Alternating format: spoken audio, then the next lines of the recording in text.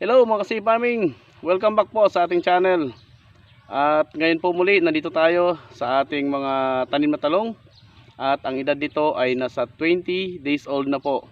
So ngayon po ang ikatlong pag-abono natin sa ating mga talong. Pero bago yan, i-update ko muna kayo sa ating mga talong dito.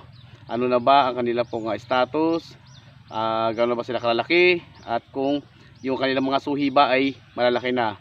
So, meron din po kaming bagong tanim ngayon na talong. Papa-update ko rin po o i-update ko sa inyo yung atin pong mga bagong tanim na talong. Doon sa kabilang area natin, yung ating mga pipino, yung sitaw, kung gaano na po ba sila kalalaki. So, yan mga farming, ang atin pong pag-uusapan ngayon, yung atin pong pag-apply ng abono dito sa ating mga talong. Kung gaano ba karami ang ating i-apply ngayon at kung anong klaseng mga abono po ang ating i-apply dito sa ikatlong pagkakataon sa ating pag-abono dito sa ating mga talong.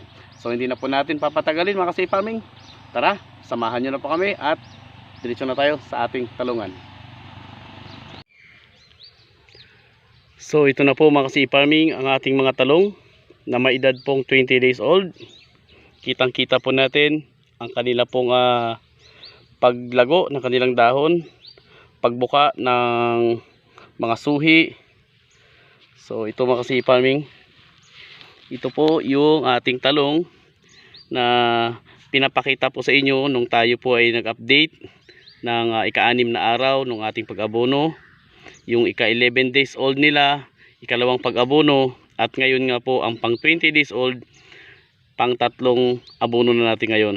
So hindi pa po ito naabonuhan namin at mag-aabono pa lang po tayo dito. So ipapakita lang po natin yung ating mga talong kung gaano na po sila kalago ngayon. God bless din dahil kagabi ay umulan, hindi man po umabot ng 1 oras, pero malakas naman po. Kaya kung mapansin nyo, medyo mamula-mula itong lupa natin dito. Kaya kahit papano ay nakatikim sila ng tubig galing sa ulan. So ito na po mga farming. Yan o, napakarami niya na pong suhi. At yung kanyang mga suhi ay malalaki na. So sa ngayon, ang gagawin po natin mga farming dito sa ating mga talong, ito po ay maglalagay na tayo dito ng abono na para sa pagbibigay niya na po ng bulaklak.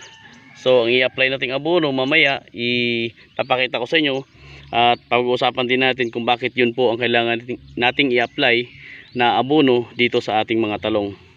So halos lahat naman po itong mga talong natin ay bumuka na. So ayan po siya. Ito sila, no? So dito sa kabila, halos magkakapare-pareho po yung kanila pong laki. Bagaman mayroon din pong medyo naiwan. So yan po yung mga isinulit namin. Yan na po. Yan. So disclaimer lang po, mayroon po nagsisingalong po ngayon.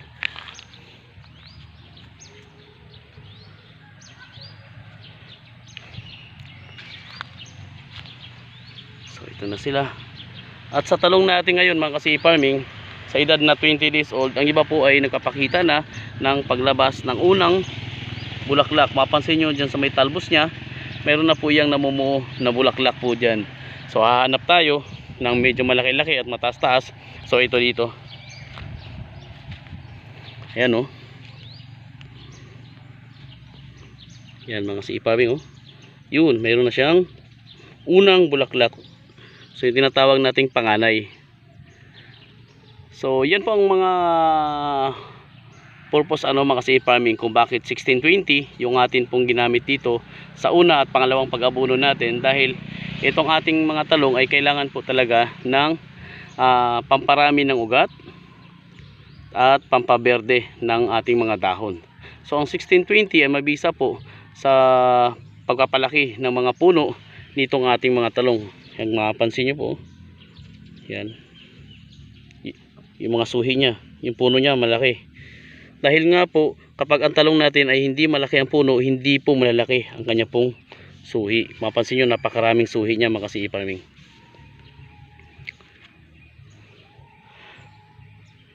So yan po ang update mga farming sa ating mga talong.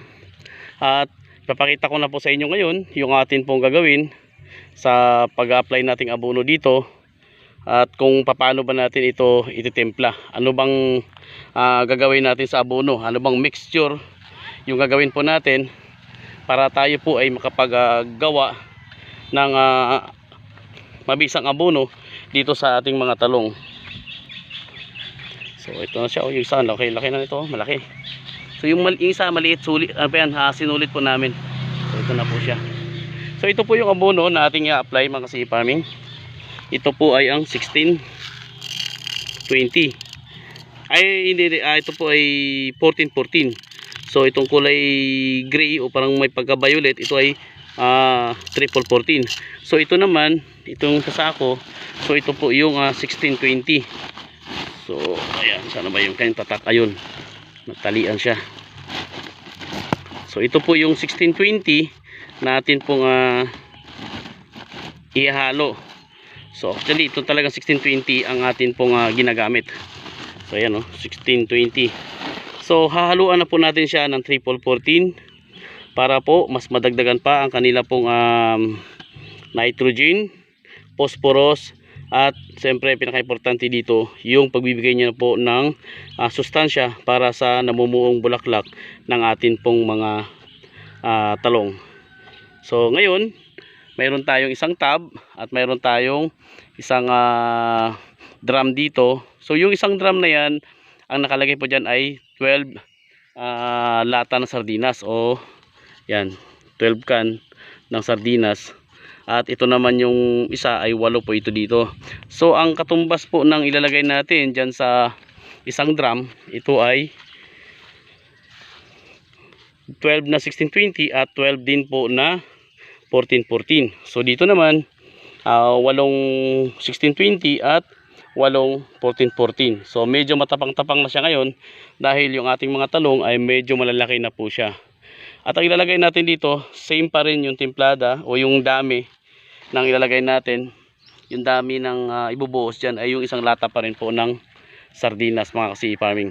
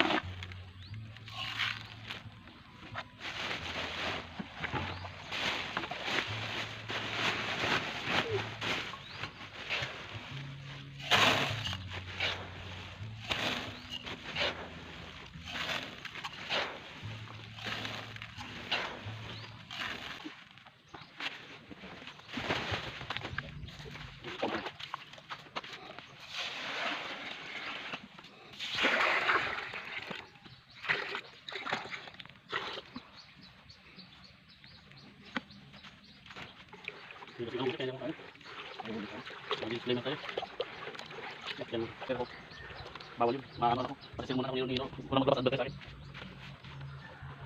Ano kaya ta? May sauce? Sa kanila?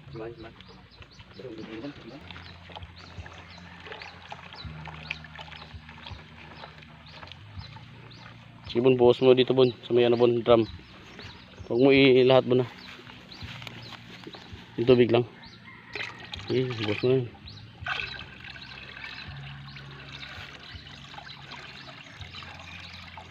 Dito tunawin pa. Tunawin pa ulit yan. Okay. Kayo? Buhos mo dito yun. Lamig-lamig. Kaya nga, malamig-lamig talaga yan. Oops. Sige pa. Yan. Natunaw siya. Ay, ito din sa kabila. Yan. Lamig di ba? Malamig to kasi sa isa da.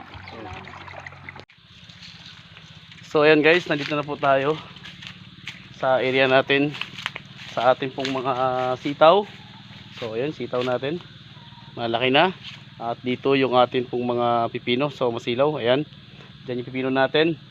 At ngayon, ito mayroon tayong pinapatakbong tubig dito. So yung hose natin ay didiretso doon. So pakita ko sa inyo. Yan yung hose natin na kulay pula. So tatagos na natin doon at didiretso doon yung ating garden hose, yung pandilig doon sa dulo. So yun na po yung makasamahan natin. Nagkatanim na sila dyan ng talong.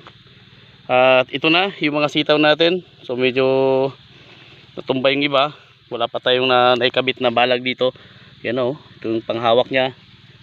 So ayan na sila. Yung pipino natin, ito. At yung iba po ay mayroon na rin panghawak. So unti-unti nang lumalaki yung ating mga pipino. Itong sitaw at pipino, isang beses pa lang po natin ito na-apply ng abono. At ngayong hapon ay mag-a-apply din tayo ng abono dito. So titignan pa natin kung mahahabol pa natin yung oras na tayo ay makapag-apply pa ng abono dito. Kung hindi man po ngayon makapag-apply, bukas po ay mag-a-apply tayo ng abono dito sa ating mga pipino. Ayan, at yung mga sitaw natin. So update lang natin ng konti. Ayan o, dito na kanilang mga panghawak. So ito na yung mga sitaw. Ayan, update lang natin ng konti yung ating mga sitaw. So dahil walang plastic mulch, so ayan, madamo po ng unod-unod yung ating pong mga sitaw. So papadamuhan natin yan. Yan na sila. So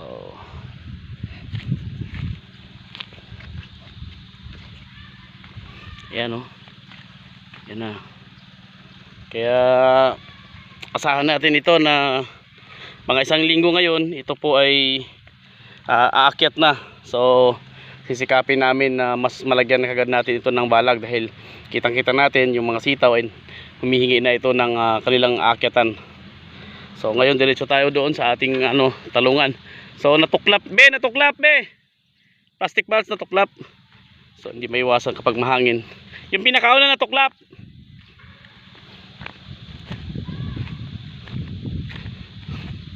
So mayroon tayong natuklap dito na plastic mulch, malakas yung hangin. So ang gagawin ko ngayon dito mga kasi farming ay magdidilig ako. So ito yung mga bagong tanim natin dito, didiligan natin. So dahil sa talas po ng init, yung singaw nya, ito po ay basang-basa kahapon, kagabi, ay ngayon ito tuyo na naman siya. So ayan po mga kasi farming, medyo nabunot yung ating pangkapit ng plastic mulch. So lalagyan na lang po natin ng ipit yan. So ito na po yung mga bagong tanim natin. Yan. Kasya rin be? Kasya rin yung natin? Yung 3? Yung 8? Baka kulangin si Milya. So ito 4 na. Yung doon sa kabila ante wala pa, no? So ito pa lang, yung dito pa lang sa kaputol. So magdidilig muna ako mga kasi farming. After na lang po ng aking pagdilig, bago tayo mag-update uli mamaya. So hanggang dito lang muna, at ako'y babalik uli mamaya po sa ating pag-update ng ating mga talong.